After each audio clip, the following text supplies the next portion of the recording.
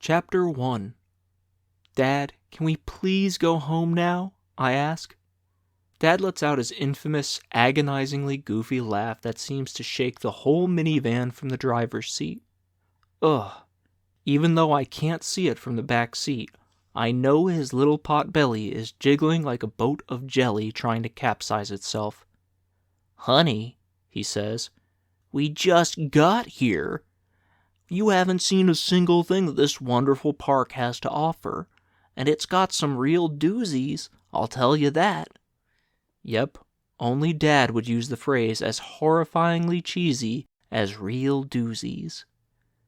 Yeah, Sandy. Mom gives me a stern look in the rearview mirror from the passenger seat. Give it at least a little bit of a chance.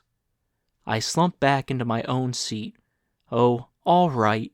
But I have to admit, so far I've seen nothing but boring stretches of pine trees and sheets of red rock whisk past the minivan's windows ever since we landed in Denver, rented this lame-o minivan, and drove all the way out here to Grover Canyon State Park. Yeah, it's been shaping up to be a real thrilling annual summer vacation with the old rents, all right, as usual. My brother Pete is even less riveted than I am. Just a year younger than me at 12, he's been passed out most of the car ride, his scrawny figure curled up against his side of the back seat, his trusty light blue backpack on his lap. Dad turns the minivan on to another street, jarring my attention away from Pete. This road's framed on both sides by a series of small, one-story log cabins that are actually kind of cute. As soon as Dad makes the turn, I catch a glimpse of his and Mom's eyes growing misty in the rearview mirror. You guys been here before? We certainly have, honey, Dad says. Though a long time ago, before you and Pete were born, right, dear? Yep, Mom says. A whole lifetime ago. Dad chuckles, no doubt affecting the jelly again. You could say that again, honey, but please don't since we heard you the first time. Ugh, seriously, do they have to be such lame-os?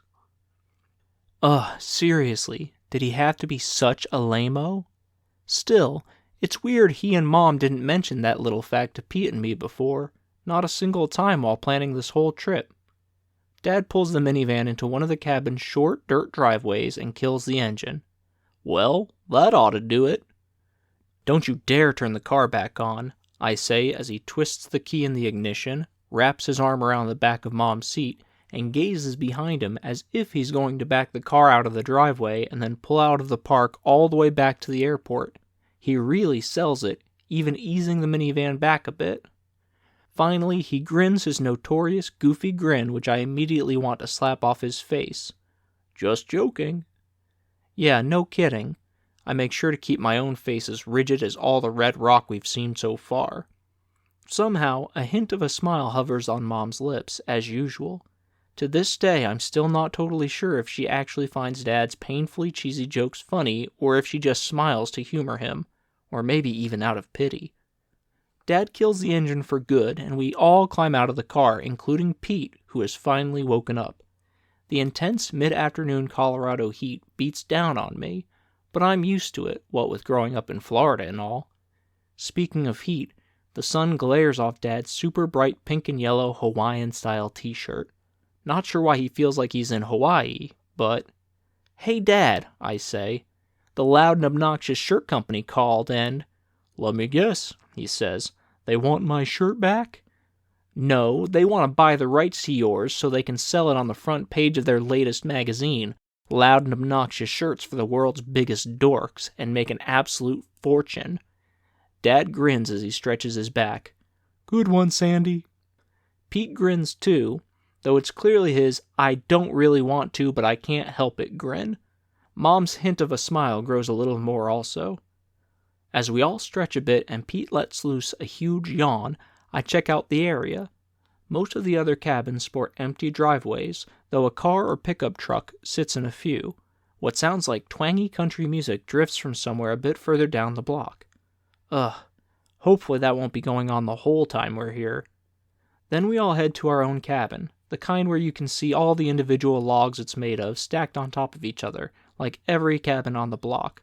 but we have to wait for Dad to unlock it with the key he got from the National Park Service office at the park entrance. What little excitement I actually had dies as soon as we go inside, though. Not surprisingly, it's pretty cramped since it's only got a couple of tiny bedrooms, one of which Pete and I have to share. Plus there's a half living room, half kitchen that doesn't even have a TV. Throw in a bathroom fit for an elf, and that's pretty much all the cabin's got. Well, aside from an all-consuming musty stench. Well, I say, if you need me, I'll be hanging from the only fan in the cabin. I point at the tiny, pitiful-looking thing on the ceiling in the living room/kitchen. Just looking at it makes you think it'd just eye you grudgingly if you flipped its switch. Very funny. Dad flips both the fan and light switches, and the fan slowly lumbers into action, eventually spinning at a meager speed. Not exactly helpful for the unbearable Colorado heat, and unfortunately Mom and Dad reserved a few nights in this godforsaken heat trap of a place. Now what are we supposed to do, I ask? Watch the fan creak and groan for a few hours? Is that the main source of entertainment around here? Seriously, I can think of a trillion things I'd rather be doing right now, like watching romantic comedies and talking about cute boys with my friends back in Florida, or even doodling on my sketch pad. Come to think of it, I should have brought that thing. Well, aren't you the negative one today? Dad says. More like every day, Pete mumbles. He's already on the puny sofa with a way too colorful comic book fanned open in his lap, his infamous backpack sitting on the cushion beside him. Seriously, the kid never leaves home without that thing. I'll tell you what, Dad says. Why don't you two go exploring a bit while your mother and I unpack the car and get settled in?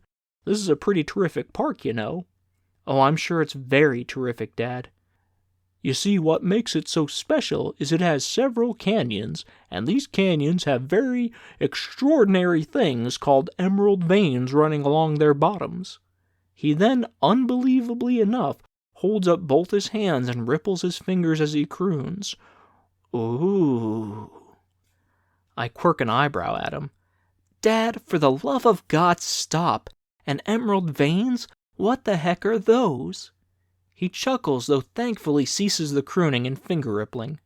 Well, you see, there are large emerald deposits under the bottoms of most of the canyons, and over the course of time, some of the canyon surfaces have cracked a bit from the dry heat. The result is a kind of funky series of what look like narrow, emerald-colored channels running along the bottoms, or emerald veins, if you will. The only funny-looking thing around here is you, I say. Seriously, it's really quite neat, right, honey? He asks Mom, who at least has the decency to be wearing her typical gray business suit. Sure, it's vacation, but I've always admired her hardcoreness and seriousness. She jerks her head away from where she'd been looking out of the small square of a window, making her long black hair swish through the air. Her gorgeous hazel eyes don't shimmer like they usually do as she says, "Oh yeah, sure." Every time I lay my gaze on her, I can't help but to think how amazingly beautiful she is, and that's saying a lot since she got an extremely rare form of skin cancer when she was only my age, and 80% of her skin got all black and crusty, including on her face. Thankfully, that's all cleared up, and there's been no sign of the cancer for many years now. Still, that was weird. Looked like she'd been floating off in La La Land or something there for a minute. What the heck was she just thinking about? And why doesn't she seem overly enthused about the emerald veins when she's clearly been so pumped for this vacation ever since she and Dad started planning it? I'm about to ask when Dad says to me, "So why don't you and Pete get going? There's a canyon with some of those marvelous emerald veins right near this cabin development, and it's one of the big ones. You just keep going down the main road, the one we were on right before we turned into this one, and you'll hit it in no time. You can easily walk there from here." I continue to stare at him with my red rock face, not sure what Pete's doing, though, probably reading his stupid comic book again. "Oh, all right," I finally say. "I guess it beats being trapped in this sweatshop of a cabin. Let's go, Pete." "That's the spirit," Dad says. "Oh, and be sure to take a couple of waters with you," Mom says. "You can get dangerously dehydrated out here without even realizing it, because the dry heat sucks the sweat right off you. It's always good to have a water bottle on hand." "Okay, good call. I'll be sure to grab a couple from the minivan on our way to the canyon. Let's go pop the trunk, honey, Dad says to Mom. You know, open sesame if you catch my drift. He winks at her and that ghost of a smile appears on her face again. Yes, dear, she says. Open sesame. You guys are such dorks, I say. Well, Dad, really.